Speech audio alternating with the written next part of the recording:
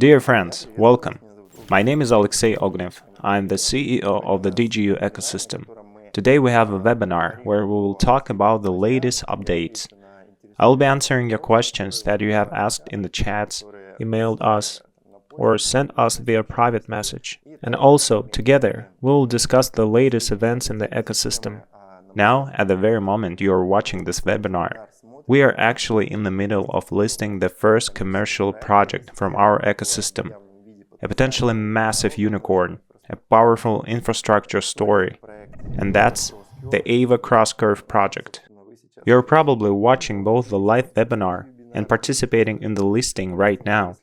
And if you are not participating, I highly recommend you do so and support the project team, support the project itself, and actually watch along with us as this historic event unfolds for us, and maybe even for the entire crypto market.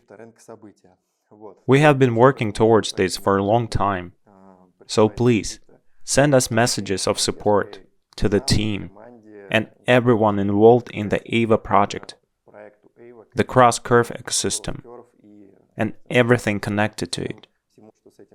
In this webinar, we will go through several sections related to your questions. We will look at some of the latest updates, and maybe we will even have time for a little something extra. So, last week, we had the premiere of a kind of a recap video. We spent almost 2.5 hours talking with you, analyzing how these past 5 years have gone, how they went for the team, how they went for the world, how they went for the founders of the DigiU ecosystem. We shared some memories and, of course, based our stories on concrete results, on specific achievements of the ecosystem and our products. And obviously, we also looked to the future. With each year, with each month of work, that look into the future becomes clear, more understandable, and more solid. So, for anyone who hasn't watched it, I strongly encourage you to watch that webinar. I think it will remain highly relevant for at least the next 6 months, because the plans we laid out there will be unfolding precisely within the next 6 months of 2025. This includes the long-awaited buyback procedure for many. It also includes the resumption of sales, completion of the reorganization and registration of companies, obtaining various banking and crypto licenses. These are the plans we have outlined for 2025. Based on our tradition, our pace of work, we can expect and hope that in the first half of 2025, we might be able to close some or even a large part of these plans, because it's our normal way of working to achieve goals and move forward ahead of schedule. Based on these events, I will try to structure my presentation, simultaneously answering questions from the audience. In terms of today's format, I might read some questions directly, and perhaps you will hear the answers to others within the flow of my presentation, because there are obviously topics that concern many, and we have grouped some of them. Most questions are dedicated to the topic of dividends, buybacks, KYC, and some legal points. So I will try to proceed in that order for this first part. And then we will look at the upcoming projects.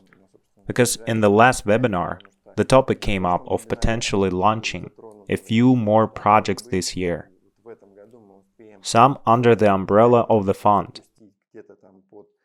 And maybe the DigiU ecosystem itself will also try to participate. Now, let's share those ideas. So, listen carefully.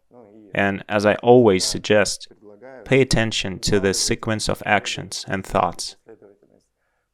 The way we make decisions. The way we share information. And how we achieve results based on that. So, I will start with the topics related to your questions. There were many questions about KYC. It's obviously a vital component. In the previous webinar, I dedicated quite a bit of attention to this topic. There was a whole section of information related to KYC. The fact that only 6,500 people have completed KYC, even though it's a valuable asset for the company, a very important legal point we rely on when choosing a jurisdiction, among other things. And so, my clear message to you is to concentrate as much as possible on completing KYC, because it can be done calmly, in a planned manner, right now. We have increased processing capacity by more than 5 times, which means applications aren't accumulating even with high demand and so on. We have simplified the application form. We require fewer photos and less special writing and so on. So, in general, completing KYC has become easier, more accessible for most countries, and covers around 90% of our audience. But still, with almost 22,500 investors and co-owners of the ecosystem, that is the people who have purchased securities, we only have 6,500 people who have passed KYC. Yes, we haven't set any deadlines yet, but according to our estimates, the first time you will need KYC is for the buyback procedure. When you agree to the company's proposed buyback rate, that is, the price at which we will buy back your entire package, at that point, you need to have completed KYC. That is, we will only be buying back from those who have passed KYC. Firstly, this is a legally important point, and secondly, it's logically understandable. We need to know that you own your account and that we are buying back shares from you and not someone else who has gained access. So, this is about both security and the preservation of your investments and understanding from whom we are buying back what. So, I will repeat again. If you intend to participate in the buyback, please make sure you complete your KYC as early as possible. Now, there's a large group of people who, for reasons known only to them, created multiple accounts. Not even a large amount, but several accounts. And they only complete KYC on one account. And they own the others without completing KYC. There is no clear answer here. Most likely, it will be handled on a case-by-case basis. If the accounts were created with the intention of carrying out unclear activities, then it's hard for me to say what we will do. But there aren't many cases like that. Usually, it was done to potentially obtain some referral reward, or to reduce the cost of entry into our ecosystem. Although, for me, that's not always logical for someone who identifies as an investor. So we will likely review each case individually. I strongly urge you not to create multiple accounts. We are fighting against it anyway, and it actually does not have any logical or commercial sense. It doesn't give you any special benefits. It gives you just extra complications when working with your portfolio. Therefore, for those who have multiple accounts, if you want to participate in the buyback and have submitted an application confirming your participation, you absolutely need to ensure that you have completed KYC on that account. If you have any complex individual cases, please contact support, and we will look into them. But firstly, do not do this at the last minute. Do not assume that we can answer these questions in a few hours or even a few days. Secondly, we will likely request additional information, maybe some supporting explanations or documents. If you have again a huge number of unconfirmed accounts, I'm only talking about those people. For those who have one account and have passed KYC, there will be no issues. Submit your application for the buyback. If you have decided to participate, then calmly study the terms that the company is offering. Moving smoothly to the topic of the buyback. This news obviously stirred up our community, especially after the webinar we held last week.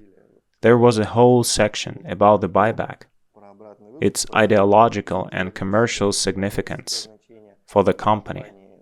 I received a great deal of support for this decision. What did we base it on? Understanding that the company needs to develop, and most importantly, the company, both internally and for the audience outside and in different markets, sees a long-term perspective for itself. I'm talking about markets in terms of countries, blockchain, IT markets, and everything else. We have confirmed the viability of our ideas, both in terms of the technologies that we can produce from ideas, and in terms of the business, that is, the ability to secure funding, the ability to attract traditional funding, and the ability to bring this whole complex of work and tasks to a real result. Clearly, a prime example of this ability, and essentially a key skill for any modern company, is AVA and the many projects of the Venture Capital Fund that we are actively developing right now. And this decision to resume sales is extremely logical and business-oriented. Because obviously, throughout this year, we have actively talked about how important liquidity is, how important an audience is. And so, we continue to move forward in these two directions, especially given the strong growth in the cryptocurrency market, which could change for us at some point. As it was in 2022, 2023, it's quite possible that this strong growth will be replaced by a decrease in interest in this market. And we all need to be ready for that. Because we went through that period called the bear market with some difficulty. And if, for example, we had even more liquidity in that market, we could have done even more. Even if we look at the current results, they are extremely impressive. If, for example, we had had even more resources, maybe we would have launched not only AVA, but also the marketplace ecosystem and the bank earlier, and already had some more serious working prototypes. So, about the decision to resume sales, I'm extremely happy that it was met with maximum positivity, both from partners and from investors who have been writing to us for almost 6 months. One of the main topics in our support is the question, how can I restore my installment plan? Or can I buy? Why aren't you selling? I want to invest. I'm interested. Somehow it happened that the decision to end sales was also the right one, from the point of view that we as an ecosystem approach such a responsible moment, both with the reorganization and the burning of shares. We ended the sales, completed the first stage of burning, and accordingly, essentially for almost 6 months, or even a little longer, we observed how the installments were being repaid. Here, we should give credit. The rate of installment payments has increased to almost 70%. That is at its peak, and it remains around 65% almost all the time. In the month when we stimulate them with various snapshots or something else, the percentage increases. And again, people see the benefit in it. And obviously, we see the benefit in it too. Firstly, because it's some additional reward. And in some instances, it can be related to some dividend-type stories. Secondly, it also supports the projects whose shares and tokens we give away. So it's essentially a win-win for all parties, for the ecosystem, for the users, and for the project that initially receive an already motivated and interested audience at the start. If you watch the previous webinar, you will see how IDAR shares how great it is to have support in the form of a motivated audience at the start. When you enter the market, an audience that has been studying it for some time before the start of the project, understanding it and anticipating it. Accordingly, this allows you to both enter the market and further demonstrate your ability to achieve results to interested players in that market. Here is the interconnectedness of all these decisions. So, the resumption of sales is an absolutely logical and correct decision. And most importantly, we did it while announcing the buyback. We understood that this might cause some confusion for some, especially for those who do not follow us as closely, do not read our posts, or don't see our goals and so on. Obviously, for these people, it's necessary to have the opportunity to exit, to withdraw from their investments. And so, we made this decision. The door is open. And what makes us most happy is that we see the ability, firstly, to conduct this buyback and make it secured by the liquid assets of the company, which we have accumulated over these years. These include, as I said, intellectual property, the assets of the fund, and assets in the form of tokens from various projects. All of this is worth much more than the shares that could potentially come to us through the buyback. And based on this, we see those very prospects. When we, as a company, make this decision, believing in our strength and capabilities, seeing the prospects that are opening up before us in 2025 and in the following years, we understand that now we can solve several tasks. For everyone who wants to exit and who has their own life goals, we give this opportunity and thank them immensely. And certainly, we do not rule out any further cooperation and development. And for ourselves, we buy back shares at a price that is essentially undervalued right now. So everything here is honest, simple, and transparent. And this is a complex of measures. Resuming sales in the buyback, it allows us to look at you with a clear conscience and invite you to move forward together. Obviously, a question arose from the audience that did not qualify for the buyback. I will try to read some of those questions for you now. One user writes that they are not included in the buyback period. That is, they invested not before the end of 2022, but in 2023. There are quite a few such cases.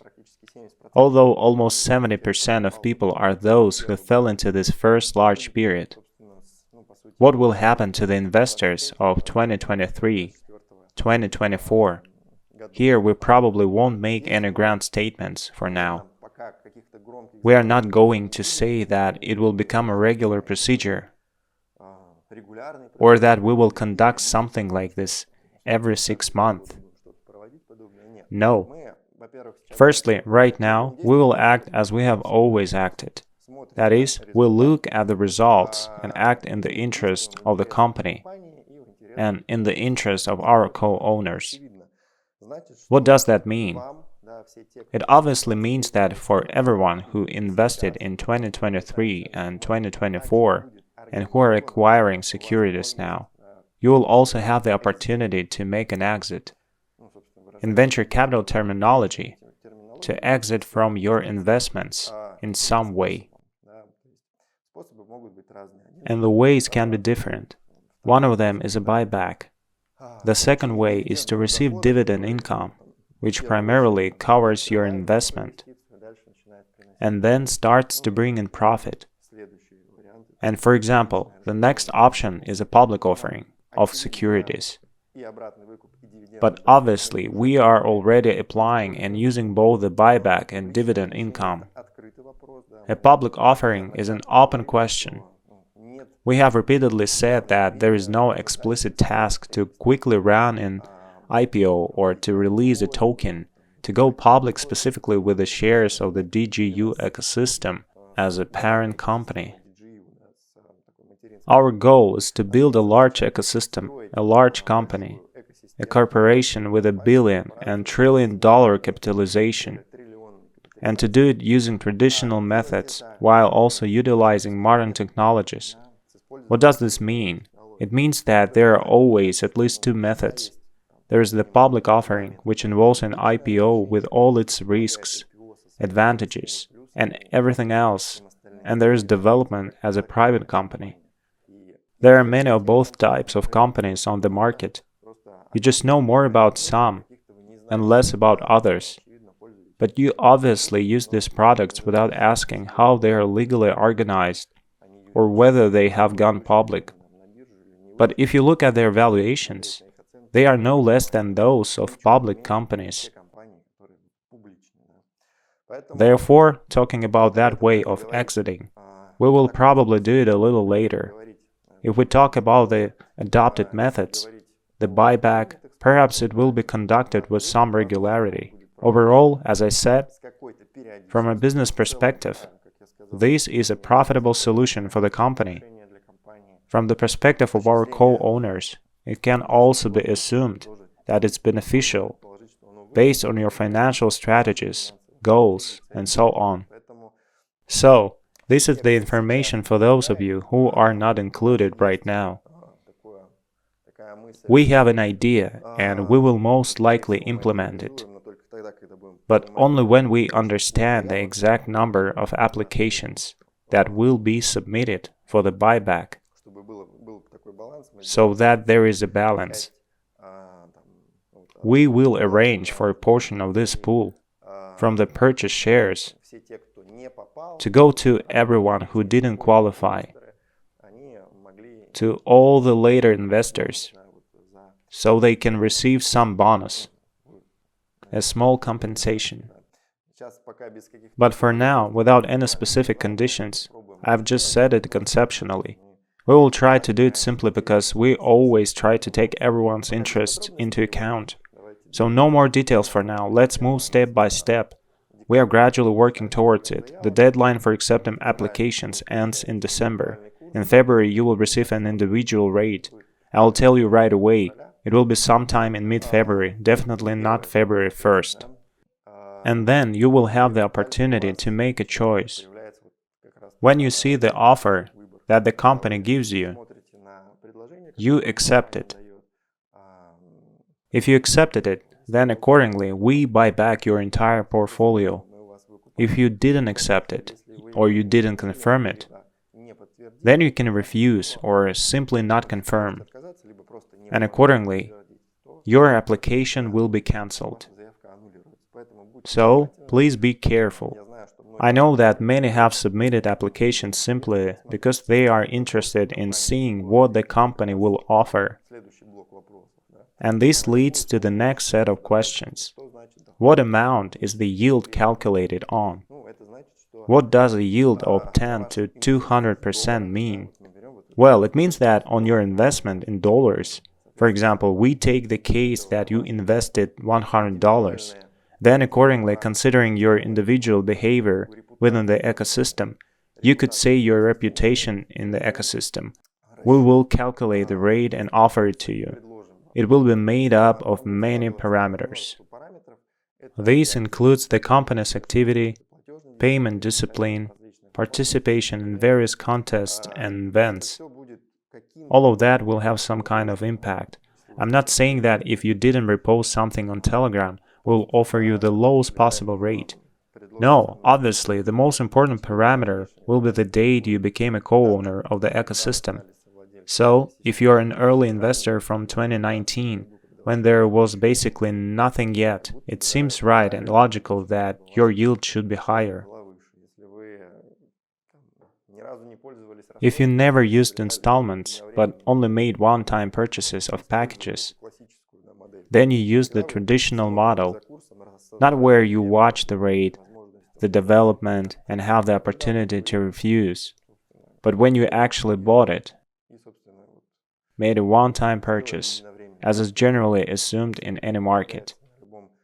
That would also have an impact. If, for example, you bought the package on an installment plan, but always paid on time, that is also a plus. If you bought a package on an installment plan, but it was cancelled 5 times, and you told the support team 5 times about how you either forgot or missed it, or could not, or were in the hospital, and each time we accommodated you, obviously this will play out negatively, because payment discipline is what the company relies on when offering you such a purchase. So there will be parameters that carry a lot of weight. But globally, obviously, we track all the histories and all the parameters that you take part in within the ecosystem. That is, the more activity, the more benefit, the more reward you will receive for your results, in shares, in some bonuses, and in a procedure like the buyback. What else is important to keep in mind? As I said, there are questions, for example, I see my valuation in dollars in my account, in my investor portfolio. Will you add 200% to that? Then I would probably be a millionaire. No, the dollar valuation is an approximate estimate that you see to get an idea. It's calculated based on the sale price that we offer for the buyback. The sale price is the value from which we calculate packages and bonuses for the packages. For many people, it seems to be a revelation that if, for example, you spend $100, you receive shares based not only on the rate, but also on the rate and bonuses. That is, your actual purchase price will always be different, plus recalculation procedures. Procedures similar to X11, or those that we had in August of this year. That is, when the company issues more shares, this all adds up to the rate. This is precisely why we say that the yield is not calculated based on the rate, but based on the cash equivalent, because it's simpler and easier for everyone to understand. You invested, for example, $1,000. Your yield will be 100%. You will take $2,000, and so on. That is, it's based on the dollar equivalent. The topic of the buyback as a whole didn't generate a lot of questions. What's worth understanding is that we buy out the entire portfolio. That's the first thing. Second, you can submit an application until the end of this year. And then, if you agree with the offer that the company makes, you can agree to the buyback. The next parameter, or rather the next group of questions, which are also important, is related to dividends. What does this mean? For new viewers, and for those who do not always follow closely, from the first year of operation of the DigiU ecosystem, we managed, and this was an internal goal, to create a commercial product and pay dividends. That is, part of the profit we receive is initially directed to the development, and another part is regularly directed to dividends. This also had ideological significance, because at that time the dividends were symbolic, but they were very significant for us. That is, over the entire period of operation. We have paid them 6 times. Around $339,000 were paid from the yield of our projects. At that time, there was one project, DigiU Wealth, which continues to operate successfully and please its users and clients. Now there are more products. Not all of them make a profit in their first year of operation. Some only manage to break even or become self-financing. But we have assets that we can manage. And now we are gaining assets in the form of, for example, investments from the fund or in the form of tokens of the AVA project, which the ecosystem owns.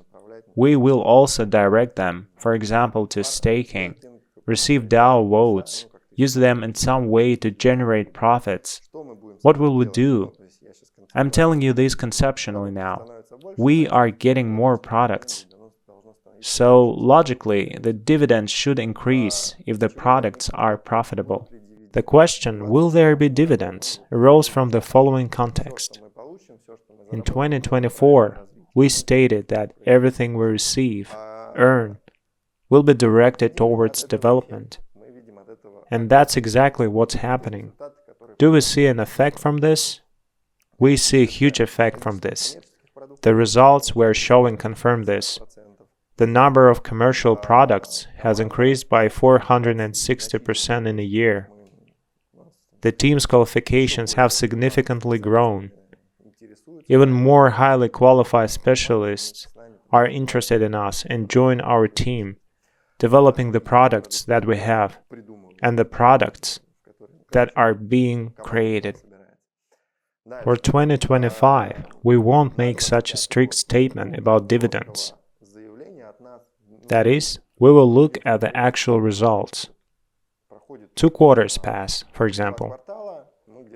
Somewhere in the middle of the second quarter, we will already have a rough idea of the amount of profit we have made in that period. And around that time, we might raise the issue of paying dividends. Or maybe we will just make that decision.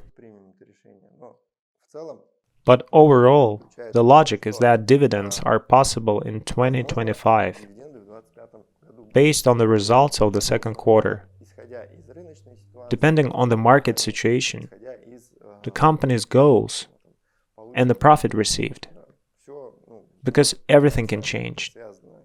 This is related to the market and other things. We will act in the interest of the company and the majority of the co-owners. So, make a note that the information about dividends will probably be closer to the middle of the second quarter. Around spring, we will already understand and see how everything will develop and happen. That is, the decision will be made precisely then, and it's a clear, logical one. We receive some income. If we understand that it's more profitable to invest it now, then it's better to do that.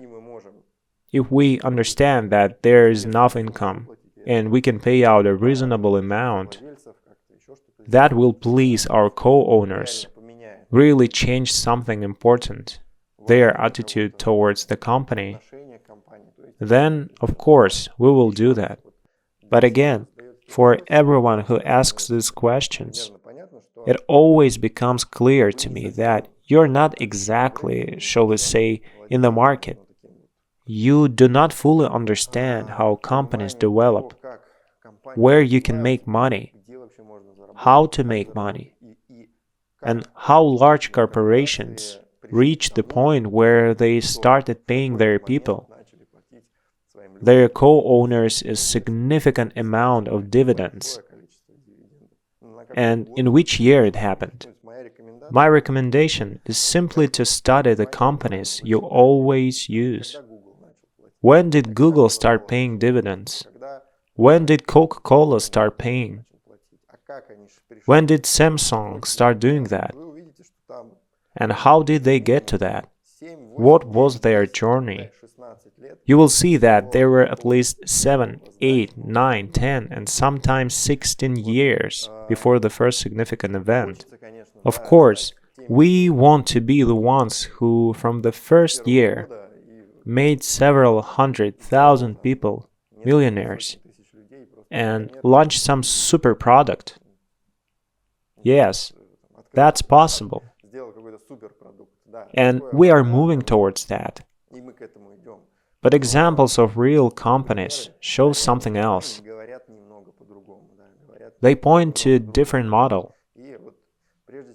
And before you ask these questions, my recommendation is to look at how the market is developing. And of course, try to relate us to the market. Because we work in it and operate according to its rules and laws. Okay, dividends, KYC, buyback, resumption of sales. And now I will see what other questions there were. For example, will there be another share increase like X11? What steps do we need to take to receive the buyback? I have already discussed this in general. If we talk about recalculation, additional share allocation like X11, there is no clear answer yet. It will be clear when we choose a jurisdiction and start to open the company. That is, we will understand that. For example, we will need to do this again. So it's possible. The information, as a rule, will come in advance. That is, we will roughly understand all of this in February or March. So this is not ruled out. Globally, we still have the number of shares that we can potentially redistribute based on legal peculiarities and tasks. Okay, we have generally answered all the questions. Let's move on. But if you have any more questions during this webinar, please write them in the chats. As I always say, during the broadcast, we are in the chats, reading, monitoring, and answering. So if something comes up during my presentation, please write it, and we will definitely answer. The next point, in the previous webinar, both Alexander and I, partially, touch on the topic that the fund is actively working on several more investments before the end of the year. Some of them are investments, and some are projects. And what do we see? We see that there's an interesting infrastructure solution that the fund has been working on for several months. For the fund, it's already been approved. This is a decision to create a certain network of validators. For us, we can label this with a code name.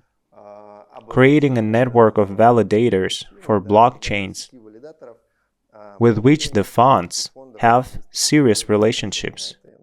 I remind you, this is primarily the Solana Foundation blockchain, and several more are being worked on now. What does that mean? It's advantageous to be someone who validates the network, because there are various testing programs, especially if you have some contacts, partnerships, business relationships directly with organizations, like the Solana Foundation, for example. Then certain more advantageous conditions can be offered. Right now, we are talking about some basic conditions. Creating a network of validators is a very interesting product for the fund. And after we familiarized ourselves with it, we also see interest in it. Because by having a validator, you always receive rewards. And if it's a blockchain that has great potential, and the Solana Foundation obviously has it, then the rewards that you receive now, for example, at a price of $200, can easily turn into a larger amount in a few years. We see this with Ethereum, Bitcoin, and other potential currencies. And here we're talking exclusively about such big names. That is, when we talk about the validator project, we mean that at the moment the idea with the Solana Foundation is being worked out. So what does this mean? It means that, in general, almost anyone can, with certain skills, set up their validator in a different blockchain, set up their node, carry out maintenance, and receive rewards for participating in the mainnet. In practice, we see that this is not a task for everyone. Firstly, because it requires costs. Secondly, it requires certain qualifications. Thirdly, it requires long-term maintenance, fulfilling various tasks from the network, from the blockchain, and maintaining constant operation. And at least some investments. If you look at the Solana Foundation, investments can be in the range of 30,000 Solana coins, plus or minus. Multiply that by the rate, and you see a significant amount. But when there are special programs, like the ones we're talking about now, then in some cases your investments may be smaller amounts, because the blockchain itself supports you and gives you the missing part of the tokens that you put into your validator. There are still several parameters that are important to consider. This is the technical maintenance, timely completion of various tasks, and maintaining all the necessary activity. This is usually a very serious undertaking. Here is the idea of the kind of product we're working on now. We understand that the fund is doing this in any case. That is, creating some kind of validator network which is made up of a significant number. What does that mean? That this is another level of negotiations, a certain level of interaction with the same Solana Foundation. I think Alexander will talk about this in more detail. We, as an ecosystem, also see many advantages in this. Firstly, because we have all the necessary technical specialists and resources. We can ensure that for us, maintaining a certain number of validators, dozens, will be insignificant in terms of expenses. Since we have all the technical specialists, the infrastructure is already created, and it's a clear process for us, because we already do this with other similar parameters, on other servers, and so on. I'm talking conceptually. I'm not saying that we are actually doing it yet. That is, we understand that there will be no significant expenses for us. And we also understand that we can earn significant money from this. Therefore, such a conceptual idea is currently being worked out. Perhaps we will manage to create a service for collecting applications before the end of the year. What does this mean? We can offer our audience, essentially, to set up their own validator. That is, you can own this validator and receive income. You can generally do this yourself under the conditions that, for example, the Solana Foundation offers you. You can also do it through us. And what's the difference? The difference is that we take care of the maintenance. Obviously, you will need a certain amount for the equipment, but it's manageable, a few $100s a month, and some one-time commission to enter this process. On our side, we can, and we are studying this issue now, offer a service to our audience. It's possible to purchase the entire node. And we are also considering the option of embedding this into some DigiU share package.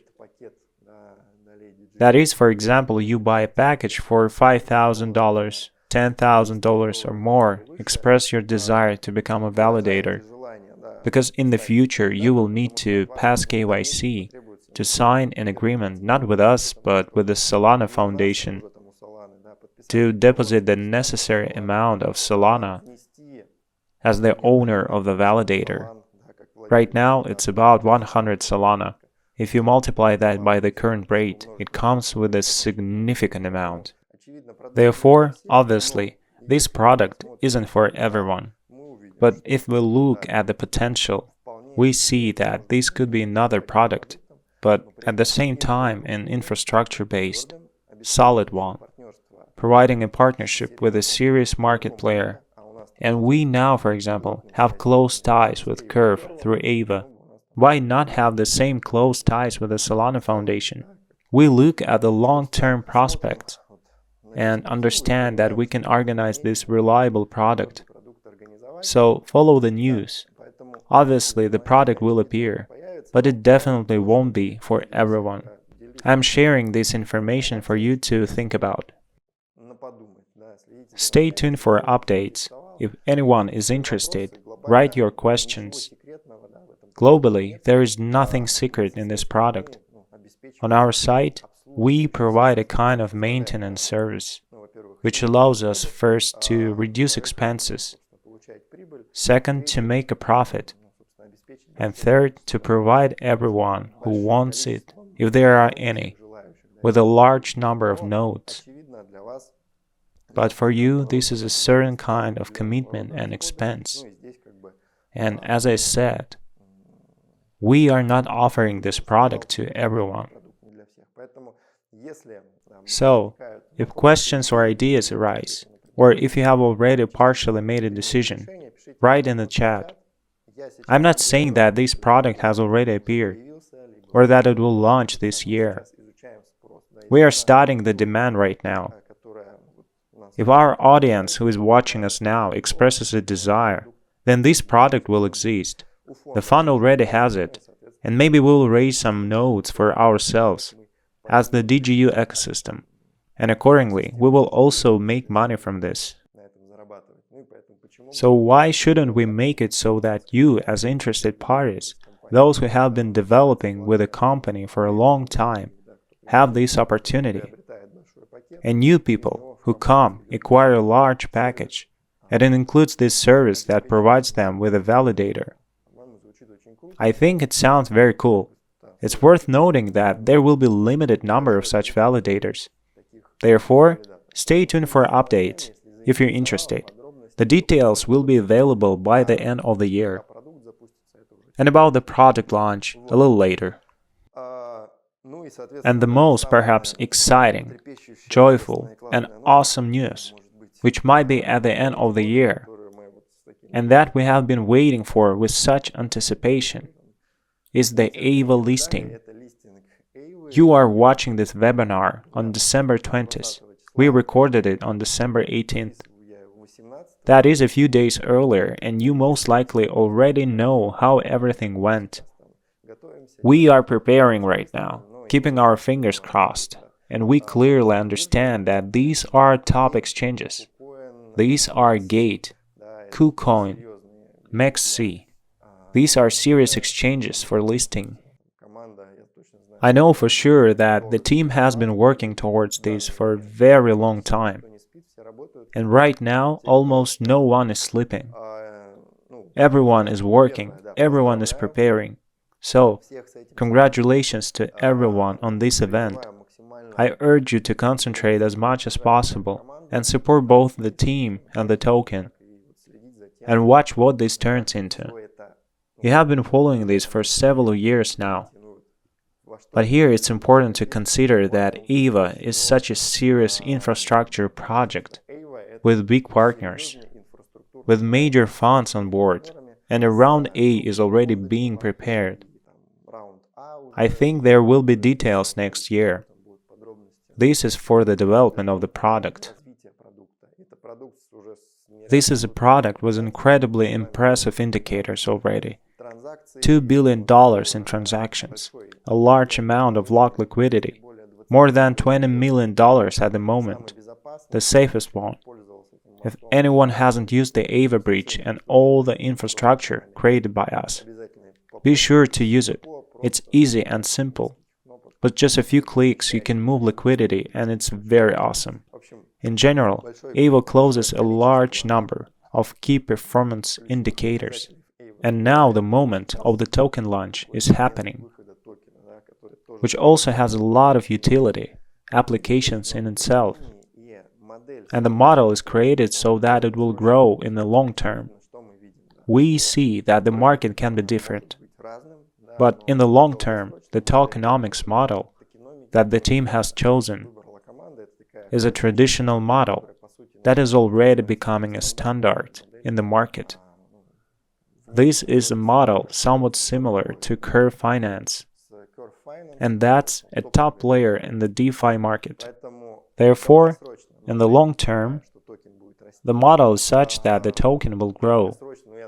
In the short term, I am probably saying things that might worry our sensitive audience, that the market is the market, and there will be both rises and falls. So don't be surprised by this. Be happy for the team and for this achievement that happened before the new year, before Christmas. And at the very moment when Bitcoin reaches $108,000 to $110,000, we are entering the market with the first product. This is a huge achievement for the DigiU ecosystem, for the team, and the AVA ecosystem. Here we can only applaud everyone who is involved in this great result. I congratulate everyone. Most likely the webinar is going live just when all of this is happening. Write your comments. You already know it. This is the future. I can only anticipate it, talk about it, and rejoice with you. I think that's all. We have covered all the main questions. Now we have celebrated AVA together, and we will continue to celebrate. Because for the ecosystem, this is a huge asset and another source of income. Imagine how many AVA tokens we have. I mean, the ones we invested in at the very earliest round. That's 50 million. Accordingly, we will now use them in staking and earn from them. Obviously, we will tell you about all of this. We will share how we are doing this. As for encouraging you to do the same, that choice is up to you. Whether you will do it, whether you have enough competence for this or not. I have shared with you another source of income. I talked about validators, also a solid, understandable product that may appear for us. This is in addition to the previous webinar, where we spent 2.5 hours going through things with you. In general, I congratulate everyone. A magnificent 2024. The next year promises to be even better.